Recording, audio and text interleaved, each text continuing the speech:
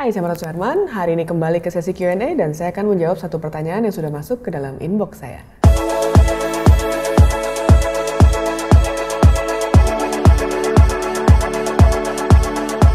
Nah, hari ini saya akan memilih satu buah email yang sudah masuk ke dalam inbox saya. Email yang saya pilih adalah email dari Fahri Adam. Alamat email adalah fahri.dark@gmail.com. Ada tulisannya di sini, "Selamat malam Mbak Marta, saya Fahri dari Sulawesi Tenggara. Mau tanya, bagaimana tanggapan Mbak Marta tentang photoshopper dan fotografer yang memaksimalkan foto tanpa post-processing? Apakah hal ini sebenarnya lebih baik jika bisa memaksimalkan kualitas gambar ketika memotret tanpa melakukan post-processing di aplikasi editing? Salam kreatif dari Sulawesi."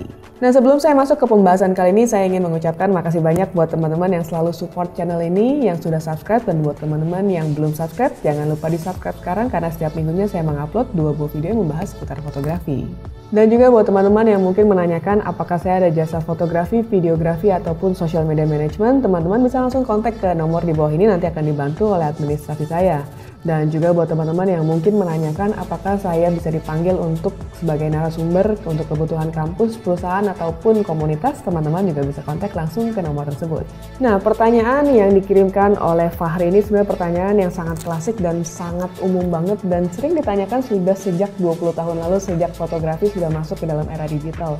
Jadi pertanyaan yang cukup bosan saya jawab, karena ini sebenarnya pembahasan yang tidak ada akhirnya, tapi hari ini saya akan coba bahas buat teman-teman sekalian yang mungkin masih berkutat atau sering ditanyakan tentang istilah photoshopper dan juga fotografer.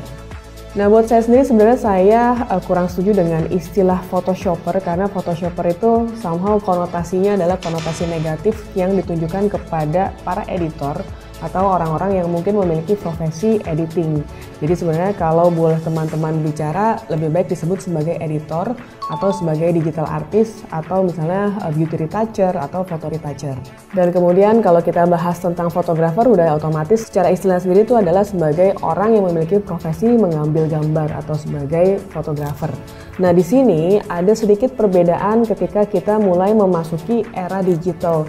Karena waktu dulu mungkin orang beranggapan bahwa fotografi itu hanya orang yang melakukan mengambil gambar, lalu kemudian setelah itu mereka akan melakukan proses pada kamar gelap. Nah, kamar gelap ini sebenarnya sekarang itu berubah menjadi kamar terang dengan menggunakan aplikasi atau software-software yang mendukung fotografi. Nah, sekarang yang jadi pertanyaannya adalah apakah seorang fotografer wajib menguasai editing atau tidak? Sebenarnya apapun ilmu yang kita pelajari itu tidak akan pernah membuat kita menjadi lebih bodoh. Jadi intinya adalah kalau teman-teman di sini memang memiliki passion untuk menjadi seorang editor, beauty retoucher, ataupun misalnya digital artist, digital imaging gitu ya. Nah, di situ sah-sah aja, jadi tidak ada istilah yang nggak boleh, foto itu nggak boleh diedit. Dan kemudian kembali lagi kepada teman-teman semua, sebenarnya harus dikembalikan pada profesinya itu sebagai fotografer apa. Karena kalau misalnya teman-teman di sini sebagai seorang jurnalis, atau teman-teman di sini membutuhkan sebuah foto yang memang harus mengungkapkan fakta atau mendukung satu cerita tertentu, artinya teman-teman tidak boleh melakukan manipulasi pada foto yang kita buat.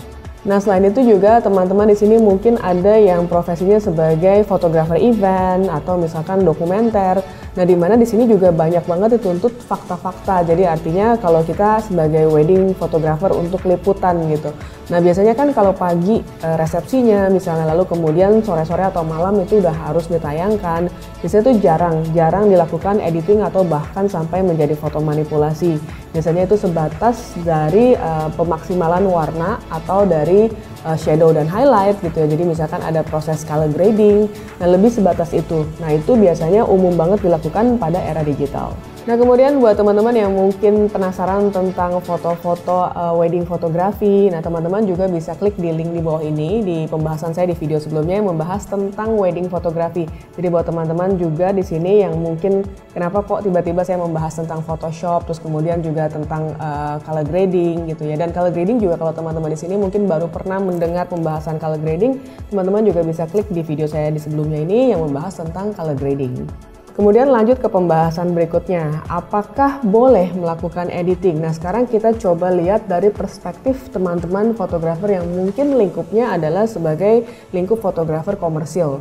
Nah, fotografer komersil ini biasanya berkaitan dengan konsepnya. Jadi ada satu konsep-konsep tertentu yang biasanya harus disiapkan dan dieksekusi. Tujuannya adalah biasanya untuk meningkatkan marketing atau penjualan dari klien yang kita layani.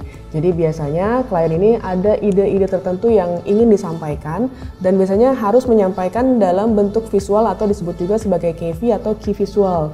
Key visual itu biasanya merupakan sebuah konsep yang memang sudah dipikirkan secara matang dan banyak banget ide-ide yang nyeleneh yang kadang-kadang harus dieksekusi dengan melalui proses manipulasi. Saya ambil contoh paling gampang nih, saya pernah lihat satu buah iklan kasur.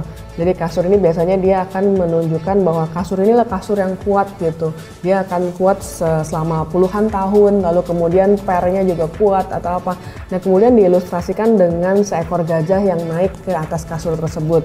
Nah apakah kita harus melakukan adegan tersebut untuk menyampaikan satu buah visual seperti itu? Nah biasanya kita melakukan manipulasi, kenapa? Karena ada faktor biaya juga. Bukannya tidak bisa dilakukan, tapi biasanya faktor biaya itu cukup memakan uang yang banyak.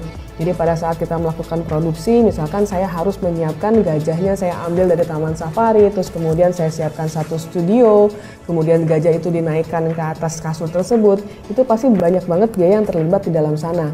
Nah biasanya itu dikurangi atau dimaksimalkan dengan melakukan foto manipulasi.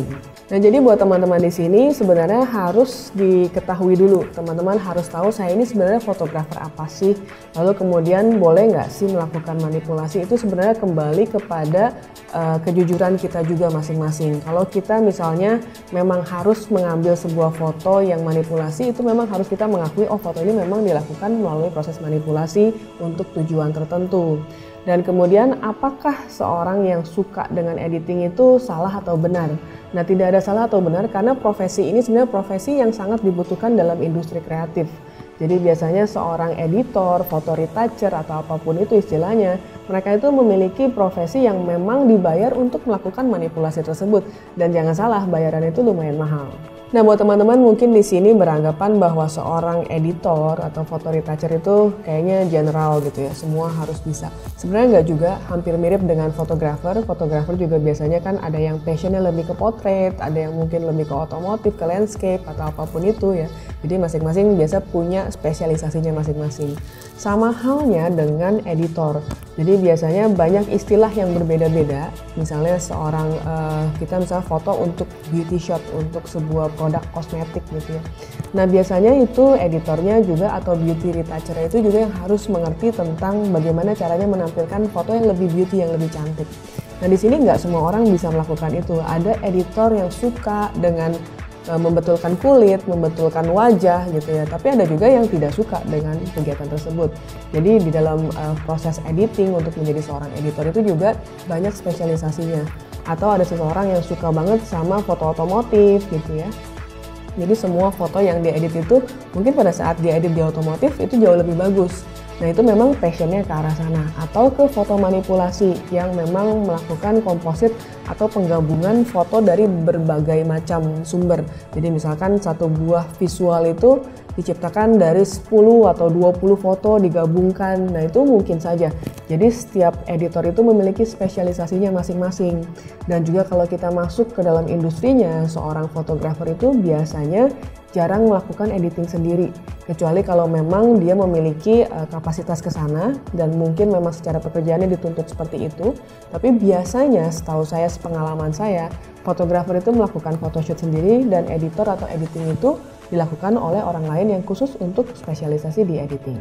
Jadi buat teman-teman di sini mungkin yang sekarang lagi suka banget foto-foto tapi ternyata punya passion di dalam diri sendiri, itu kalau kita suka banget sama editing itu sah-sah aja dan jangan mendengarkan orang kayak oh lu tuh nggak boleh ngedit, lu tuh harusnya cuma foto aja. Itu kembali ke passion masing-masing. Jadi jangan sampai teman-teman di sini yang punya passion di menjadi seorang editor menjadi terkukung karena istilah-istilah yang ada di sekitar kita. Itu sebenarnya bisa dibilang membunuh apa yang menjadi passion kita sendiri. Jadi sebaiknya kita harus tahu juga kita itu arahnya mau kemana. Kalau mau jadi editor silahkan aja, kalau mau jadi pure photographer silahkan aja. Karena setiap orang itu nggak bisa melarang ya. Artinya ketika saya bilang saya menjadi seorang fotografer, saya nggak mau editing sama sekali. Itu adalah komitmen yang saya buat untuk diri saya sendiri. pada saat kita melihat sebuah karya orang lain, di mana karya orang lain itu adalah foto yang sudah dimanipulasi, itu adalah hak dia sebagai pencipta untuk melakukan manipulasi. Di sini bukan ajang sebuah kita beda bicara ketika kita ada sebuah ajang lomba foto yang memang ada peraturan-peraturan resminya. Tapi kalau kita sebagai orang yang awam, kayak sekarang kita orang yang umum, melihat sebuah karya seni itu harus bisa menempatkan diri kita itu sebagai penikmat, bukan sebagai hakim. Karena pada saat kita menempatkan diri kita sendiri sebagai hakim, udah otomatis kita pasti menyalahkan orang lain karena tidak sesuai dengan apa yang kita inginkan. Nah, komitmen yang kita buat itu adalah komitmen untuk diri kita sendiri dan bukan untuk orang lain. Nah, apakah seorang fotografer pasti otomatis akan bisa menjadi seorang editor? Nah, itu tidak jawabannya. Jadi kalau teman-teman di sini bilang, dia fotonya bagus karena diedit. Nah, orang yang bicara seperti itu biasanya memang dia tidak memiliki kemampuan untuk editing tersebut, sehingga mungkin agak memandang negatif pada karya orang lain.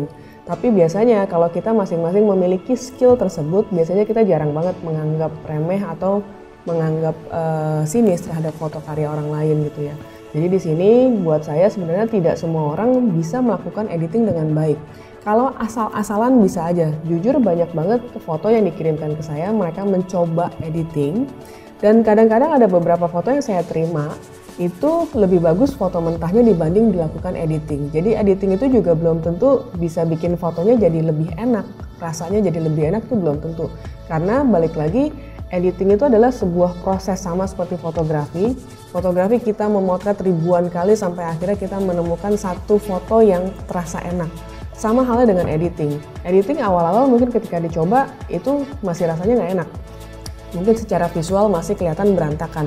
Tapi sampai titik mana kita bisa membuat sebuah foto itu nampak lebih enak, lebih nikmat gitu ya. Sama seperti orang masak simulasi saya ambil analoginya dengan orang masak ya, menjadi seorang chef gitu.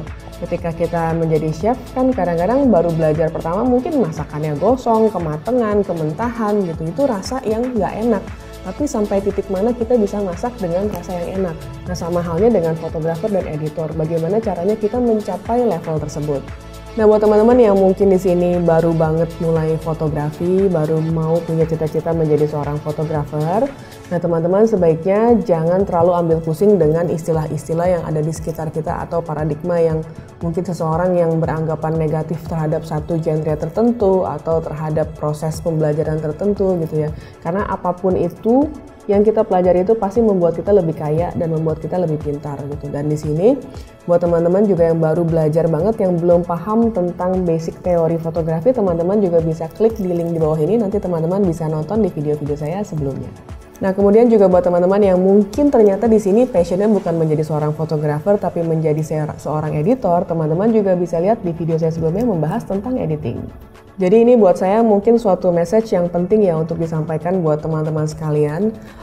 Fotografi, seni, apapun itu adalah sesuatu yang sangat indah, sesuatu yang sangat damai gitu. Artinya kita jangan memaksakan kehendak kita terhadap orang lain. Seni itu sangat-sangat subjektif. Ketika seseorang suka dengan misalnya satu warna tertentu, belum tentu disukai oleh orang lain. Ketika seseorang menyukai genre fotografi tertentu, belum tentu disukai oleh orang lain. Dan di sini dituntut kedewasaan dari kita sendiri sebagai penikmat seni ataupun pelaku seni untuk bisa menghargai dan mengapresiasi karya orang lain. Nah, demikian pembahasan kali ini tentang fotografer dan photoshopper ya, which is yang kalau saya pribadi saya lebih suka menyebut sebagai editor atau digital artist atau digital imaging. Nah, di sini buat teman-teman yang mungkin ada pertanyaan berikutnya silahkan email ke martasuherman@gmail.com, dan juga ada pertanyaan atau pendapat lain atau opini tentang pembahasan hari ini bisa tulis di kolom komentar di bawah ini. So, thank you for watching. Jangan lupa like, comment, subscribe, dan juga share. Bye.